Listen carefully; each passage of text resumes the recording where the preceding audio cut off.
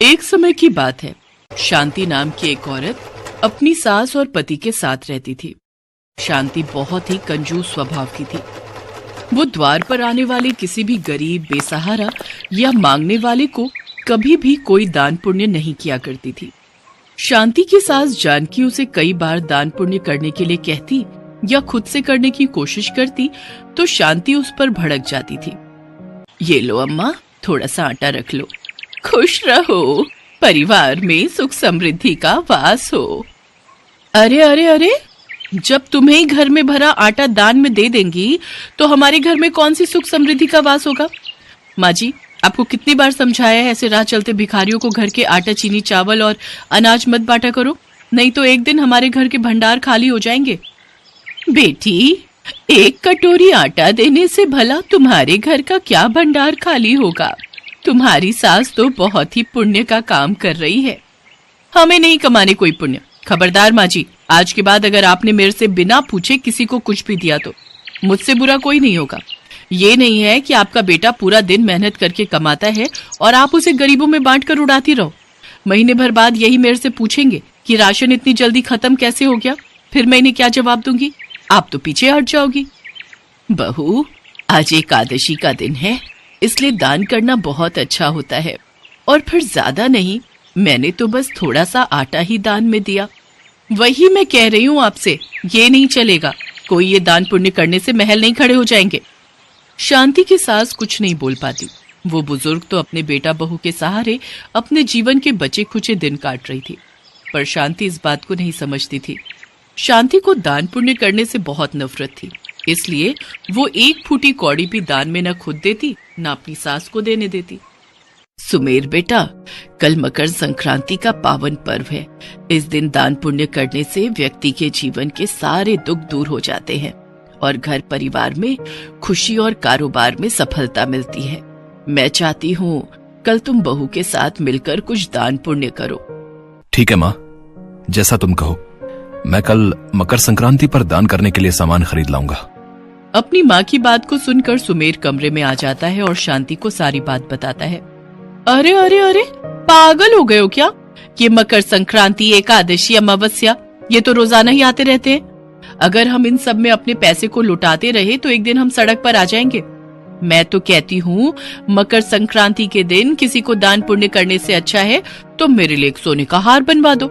कम से कम वो हार काम तो आएगा। और अगर तुमने मेरी बात ना मानकर दान पुण्य किया तो तुम मेरे से फिर कभी बात मत करना। मैं समझूंगी फिर तुम अपनी माँ की बात को मानते हो। अरे तुम नाराज क्यों होती हो? ठीक है, हम कल मकर संक्रांति के दिन कोई दान पुण्य नहीं करेंगे। मैं तुम्हारे लिए सोने का हार बनवा दूंगा। अब तो खुश हो जाओ। सासू माँ, अब मैं आपको बताऊंगी कि सुमेर किसकी सुनते हैं। वो आपकी बिल्कुल नहीं सुनेंगे। कल मकर संक्रांति के दिन कोई दान नहीं होगा। अगले दिन मकर संक्रांति थी। इस दिन लोग अपने सामर्थ्य के अनुसार दान पुण्य करते हैं। जानकी ने देखा सुमेर बाजार से कुछ भी नहीं लाया है। उसने पूछा, सुमेर बेटा, तू आज दान करने के लिए कुछ नहीं लाया? मैंने तो कल ही बोल दिया था कि अन्न, वस्त्र आदि कुछ भी अपनी सामर्थ्य के अनुसार दान करने के लिए ले आना। तू दुकान से ही कोई कपड़ा उठा लाता, तेरे हाथों से वही दान हो जाता। सुमेर इससे पहले कि कुछ बोल पाता तभी शांति आ जाती है। सुनो जी, देखो मैंने ये हार पहन लिया, बताओ तो कैसा लग रहा है? बहुत अच्छा लग रहा है माँ। देखो, मैं आज शांति के लिए सोने का हार खरीद कर लाया हूँ। शांति बहू, तुम्हें तो पता था आज मकर संक्रांति का कितना बड़ा दिन है, पर तुमने दान करने के लिए कोई भी चीज नहीं निकाली। माँ जी, आपको देखकर तो ऐसा लग रहा है मानो आप मेरे सोने के हार से जल गई हो। मैं पैसे बचाने की कोशिश करती हूँ और कंजूसी से घर चलाती हूँ ताकि अपने लिए कुछ जोड़ सकूं। ऊपर से आप मेरे हार की तारीफ करने की जगह फालतू का दान करने के लिए बोल रही हैं। पता नहीं जब देखो घर लुटाने में लगी रहती हैं। शांति अपना हार लेकर अंदर चली जाती है। अगले दिन सुमेर जब दुकान जाने लगता है तो उसके मोबाइल पर फोन बजता है। सेठ जी, मैंने तो आपके कहे अनुसार ही कपड़ा तैयार किया था, फिर आप माल लेना क्यों नहीं चाहते? मैंने आपको सही दाम लगाए थे। पर सुनिए तो सेठ जी। नहीं सुमेर, मुझे कपड़ा पसंद नहीं आया। मेरी किसी और दुकानदार से बात हो गई है। अब मैं तुम्हारी जगह उसी से माल खरीद रहा हूँ। मुझे माफ करना है। अब क्या होगा? सेठ जी तो बहुत बड़े ग्राहक थे, लाखों का माल मैं उन्हें आसानी से बेच देता था, बड़ी मुश्किल हो जाएगी। इसी तरह सुमेर के कई बड़े ग्राहक छूटते जा रहे थे और उसका कपड़े का काम बिल्कुल ठप हो चुका था। सुमेर को कर्जा चुकाने के लिए शांति के जेवर भी बेचने पड़े। सुमेर बहुत परेशान रहने लगा था। वो कर्ज में डूबा हुआ था। उसके पास घर बेचने के सिवा कोई और चारा नहीं था। क्या करूं? मैं बहुत परेशान हो चुका हूं, कुछ भी समझ नहीं आ रहा। मेरे पास कोई काम धंधा नहीं रहा, न जाने किसकी नजर लग गई। सब कुछ तो ठीक चल रहा था, पर अचानक ये सब क्या हो गया? सुमेर बेटा, हर व्यक्ति को अपनी कमाई का कुछ हिस्सा दान पुण्य में अवश्य देना चाहिए। साल में कुछ ऐसे दिन आते हैं जिस दिन दान पुण्य करने से व्यक्ति के जीवन में सुख समृद्धि आती है। पर शांति ने मेरी एक नहीं सुनी। घर की बहू बेटियां घर की लक्ष्मी होती हैं। शांति घर की लक्ष्मी है, पर उसने सदैव दान पुण्य न खुद से किया, न मुझे करने दिया और न ही तुम्हारे हाथों से ही करने दिया। मकर संक्रांति के दिन दान पुण्य करना बहुत फलदायी होता है, पर पिछले महीने ही मकर संक्रांति के दिन मेरे कहने पर तुमने कुछ भी दान नहीं किया। कहीं ना कहीं ये गलत है बेटा, तुमने मेरी बिल्कुल नहीं सुनी। माँ, मुझे माफ कर दो, मैंने सचमुच बहुत बड़ी गलती कर दी। माँ जी, मुझे माफ कर दीजिए। आज मेरी कंजूसी की आदत के कारण ही हमारे घर में परेशानियां आई हैं, पर कोई तो उपाय होगा जिससे सब कुछ फिर से ठीक हो सके। बहू, अपने कष्टों से छुटकारा पाने के लिए केवल एक उपाय जो सबसे सरल है, वो है गरीबों में सामर्थ्य अनुसार दान पुण्य करना। भूखों को भोजन कराना, पशु पक्षियों को अनाज और चारा डालना, प्यासे को पानी पिलाना और सभी जरूरतमंद लोगों की सेवा करना। अगर मनुष्य ये सब सेवा कर्म करे तो उसके जीवन के सारे कष्ट दूर हो जाते हैं और भगवान की कृपा से घर में सुख समृद्धि का वास होता है। माँ जी, मैं वादा करती हूँ, अब मैं और सुमेर आपके साथ मिलकर गरीबों में दान पुण्य करेंगे। व्रत पूजन करूंगी और सदैव अच्छे कर्म करूंगी, कभी भी कंजूसी नहीं करूंगी। शांति अपने सामर्थ्य के अनुसार अपनी सास के कहने पर दान पुण्य करना आरंभ करती है। धीरे धीरे सुमेर का काम फिर से ठीक होने लगता है। उसे कपड़े का ऑर्डर मिलने लगता है। उसके ग्राहक फिर से लौट आते हैं और घर में फिर से सुख समृद्धि का वास होने लगता है। और 1 साल बाद जब मकर संक्रांति का दिन आता है तो शांति अपने पति और सास के साथ मिलकर मंदिर में पूजा करती है, दान पुण्य करती है। ऐसे ही उसके अच्छे कर्मों के कारण उसके जीवन की सारी परेशानियां दूर हो जाती हैं और उसके घर में सुख समृद्धि का वास होता है। मेघा की ननद जया की शादी शहर में ही हुई थी, इसलिए जया को जब भी कोई काम होता था तो वो मेघा के पास आ जाती थी। जया स्वभाव से बहुत कंजूस थी। मेघा अपनी कंजूस ननद के स्वभाव को जानती थी।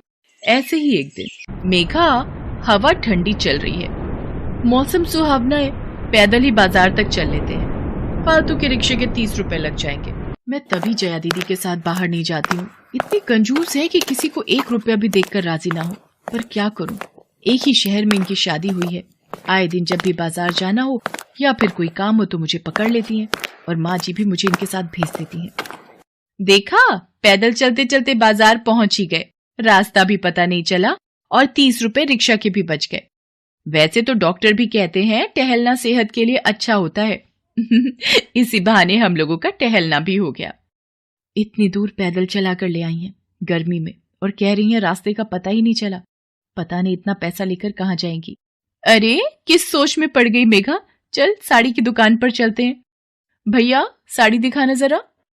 कुछ देर बाद, बहन जी, पिछले आधे घंटे से मैं आपको साड़ियां दिखा रहा हूं। है 50 साड़ी मैंने खोलकर आपके आगे रख दी हैं, आपने एक भी पसंद नहीं की है। मेरे और भी ग्राहक खड़े हैं, जल्दी कीजिए जो भी आपको लेनी है। अरे भैया, जब तक कोई पसंद नहीं आएगी कोई जबरदस्ती थोड़ी खरीद लूंगी। एक तो वैसे ही आप हर साड़ी पर 200-300 रुपए ऊपर ही बता रहे हैं। चल मेघा, हम कहीं और से ले लेंगे। ये भैया तो ठीक से दिखा भी नहीं रहे हैं और इनकी दुकान पर साड़ियां भी कुछ खास नहीं दिखाई दे रही। लेना बिना कुछ होता नहीं है, फालतू का समय बर्बाद करती हैं। पता नहीं कैसे कैसे ग्राहक आ जाते हैं। क्या कहा तुमने?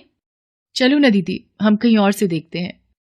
ये दुकानदार ही गलत था। ये जानता नहीं कि मैं कितने पैसे वाली हूँ, इसकी पूरी दुकान खरीद लूं।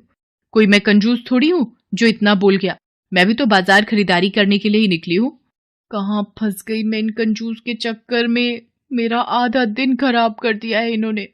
बाजार ले आती हैं, कुछ खरीदना होता नहीं है, 10 दुकानों पर और घुमा घुमा कर मेरे पैर दर्द करवा दिए। भूख भी बहुत तेज लग रही है। सामने गोलगप्पे की दुकान दिखाई दे रही है। पूछने में क्या जाता है, वैसे खाएंगी तो ये है नहीं, साफ मना कर देंगी। मैं अकेले ही खा लूंगी या तो। जया दीदी आओ ना, सामने गोलगप्पे वाले का ठेला है, चलकर गोलगप्पे खाते हैं। हाँ भूख तो मुझे भी लगी है, चल तू मेरे साथ बाजार आई है तो मेरी भी एक शर्त है, गोलगप्पे के पैसे मैं ही दूंगी। ये आज सूरज किधर से निकल आया, ये मुझे बोल रही है कि गोलगप्पे के पैसे ये देंगी। चलो देखती हूँ कितने खिलाती हैं। भैया जरा गोलगप्पे खिलाना। मेघा और जया बाजार में गोलगप्पे खाने लगती हैं। कुछ देर बाद, कितने पैसे हुए भैया? दोनों की 2-2 प्लेटें हो गई हैं, टोटल 80 रुपए हो गए आप दोनों के मिलाकर। भाई तूने गोलगप्पे कम खिलाए हैं और तू कह रहा है कि 2 प्लेट हो गई। क्यों मेघा, तूने गिने थे क्या?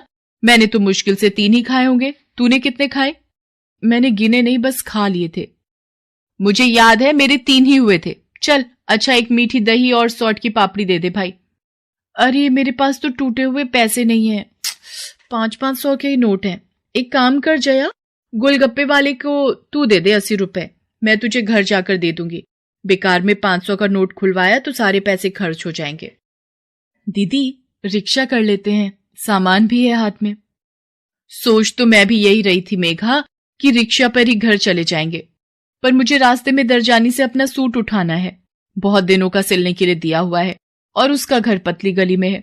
अगर रिक्शा पर गए तो रिक्शा वाला थोड़ी देर बीच में रुकने के फालतू पैसे मांगेगा। एक काम कर, हम पैदल ही धीरे धीरे चलते हैं, अपना सूट भी उठा लूंगी और घर भी पहुंच जाएंगे। मेघा कुछ बोल नहीं सकती थी, आखिर जया उसकी बड़ी ननद थी, उसके आगे वो कैसे बोलती, इसलिए वो चुपचाप घर वापस आ गई। क्या हुआ मेघा, पैरों में दर्द है क्या? माँ, मेघा के पैरों में दर्द मेरे कारण ही हुआ है। रास्ते में मैं सोच रही थी कि रिक्शा कर लेती हूँ, पर कोई रिक्शा ही नहीं मिला, इसलिए मेघा और मैं पैदल ही घर आ गए। शायद इसी वजह से ये थक गई है। नहीं नहीं माँ जी, ऐसी कोई बात नहीं है, आप दोनों बैठो, मैं चाय बना कर लाती हूँ। क्या हुआ मेधा, शॉपिंग कराई दीदी के साथ? अरे भाई इतना गुस्से में क्यों, क्या हुआ? वही रोज की कहानी, सचमुच इतनी कंजूसी करती हैं दीदी, इनके साथ बाजार जाओ तो दिमाग खराब हो जाता है। मेधा, जया दीदी आज से नहीं, बचपन से ही बहुत कंजूस रही हैं। एक बार तो जब हम और मदन चाचा के बच्चे एक साथ रहते थे, एक दिन चाचा जी ने सबको बर्फी का टुकड़ा दिया, हम सब बच्चों ने एक ही बार में पूरा पीस खा लिया और जया दीदी ने उस बर्फी के टुकड़े की गोलियां बनाकर रख ली। पूछने पर बोली ऐसे बर्फी ज्यादा दिन तक चलेगी। फिर तो जया दीदी कंजूस नहीं महाकंजूस है। चलो अब मुझे चाय ले जाने दो, नहीं तो आवाज लगा देंगी अभी तक चाय क्यों नहीं आई। मेघा सबके लिए चाय ले जाती है, तभी जया एक पर्चे पर कुछ लिख रही थी। ये ले, पहले चाय तो पी ले, मेघा ले आई है, बाद में हिसाब लिखती रहना। माँ थोड़ी देर रुको, 1 हफ्ता ही बचा है कंचन की सगाई को, अभी आकर बोलेगी कि कुछ इंतजाम नहीं हुए। जया दीदी लगता है आप मेरी ही बात कर रही हो, मुझे पता है आपने आज भी कुछ नहीं खरीदा होगा, खाली दुकानें घूम कर ही घर वापस आ गई होगी। इतनी कंजूसी क्यों करती हो दीदी? ये देखो, मैं अपनी सहेली प्रीति के साथ जाकर अपनी सगाई की ज्वेलरी खरीद लाई हूं। कर दिया ना फालतू खर्चा, मैं तुझे ऐसी दुकान पर लेकर चलती जहां पर कम दामों में अच्छी चीज मिल जाती, पर तू मेरी सुनती कहां है? तुझे तो लगता है मैं तुझे अच्छी चीज नहीं खरीद कर दूंगी। छोड़ न जया, कोई बात नहीं, उसकी शादी है, अपनी पसंद की चीजें खरीद भी लाएगी तो कुछ नहीं होता, अपने दिमाग को ठंडा रख। माँ, मेहमानों को देने के लिए जो कपड़े खरीदने हैं मैंने तुम्हें बताया था, एक दुकान पर बहुत सही दाम पर मिल जाते हैं, मैं कल ही मेघा को ले जाकर खरीद लाऊंगी। अब ये कल फिर मेरा ही दिमाग पकाएंगी, पता नहीं कितनी कंजूस है, दुकानदार का भी दिमाग खराब करेंगी और मेरा भी। तुम सब नहीं जानती मेरी जया बेटी कितनी सयानी है, भले ही ये कंजूसी करती है पर आगे की भी सोचती है। मेधा बहू, मेरी चाय मेरे कमरे में ही भिजवा देना। क्या हुआ पापा, आप बाजार से आकर सीधा अपने कमरे में आ गए? किशोरी अंकल जी से कुछ बात हुई आपकी? उनकी बेटी की शादी के वक्त मैंने उनकी बहुत सहायता की थी, पर हर कोई हमारे जैसा नहीं होता बेटे। वही 100 बहाने कर दिए कि बेटी के बच्चा होने वाला है, उसके घर भी खर्चा हो जाएगा, देने लेने में तो लगभग मुझे ऐसा ही लग रहा है कि वो मदद नहीं कर पाएंगे। हमें खुद ही कंचन की शादी में जैसे तैसे खर्चा करना ही होगा। आप परेशान मत होइए, सब ठीक हो जाएगा। क्या हुआ, तूने बैंक वालों से लोन लेने की बात की? पापा बात तो की है, पर अभी तक कोई जवाब नहीं आया है। देखता हूं, कल एक बार फिर से बैंक जाऊंगा।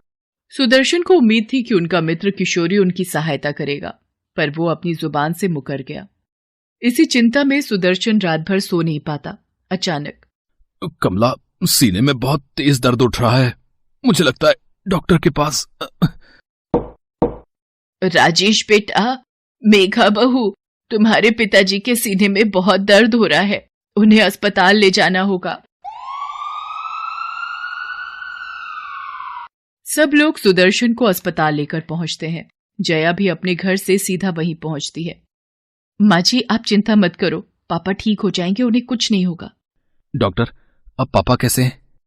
देखिए, सुदर्शन जी को हार्ट अटैक आया है, हमें जल्दी ही इनकी हार्ट सर्जरी करनी पड़ेगी। आप रिसेप्शन पर पैसे जमा करवा दीजिए। इतने पैसे कहां से लाऊंगा, कुछ समझ में नहीं आ रहा है। राजेश, क्या हुआ? मेरे भाई चिंता में क्यों पड़ गया? मुझे पता है कंचन की शादी के खर्च के लिए भी तेरे जुड़े पैसे लग गए हैं। तो बिल्कुल चिंता मत कर, मैं हूं ना, ये ले मेरा कार्ड। जया दीदी, आप अपना कार्ड दे रहे हो? तो क्या मैं इस घर की बेटी नहीं हूं? तुम दोनों से बड़ी हूं, इसलिए ये मेरा फर्ज है। इस वक्त पापा की हार्ट सर्जरी जरूरी है। जया का व्यवहार देखकर सबकी आंखों में आंसू आ गए थे। दीदी, हम आपको समझ ही नहीं पाए। हमारी आज की बचत ही कल हमारे या परिवार के काम आएगी, ये आपसे बढ़कर कोई नहीं बता सकता। ये महंगे ब्रांडेड कपड़े, पॉकेट में 2-2 फोन, महंगी खरीदारी हमारे दुख में काम नहीं आएगी। न ही जिस समाज को दिखाने के लिए हम ये सब कुछ करते हैं वो काम आएगा। सिर्फ काम आएगा तो ये जुड़ा हुआ पैसा। जया एक समझदार बेटी ही नहीं, एक समझदार पत्नी भी है। I am proud of you Jaya. और फिर कहीं ना कहीं जया की कंजूसी समझदारी साबित होती है। कुछ दिनों बाद सुदर्शन की तबीयत ठीक हो जाती है और कंचन की शादी भी बहुत धूमधाम से हो जाती है। मेघा ये जान गई थी कि उसकी बड़ी ननद जया भले ही कंजूस थी, पर उसके कंजूस व्यक्तित्व में कहीं न कहीं एक अच्छा इंसान भी छुपा हुआ था।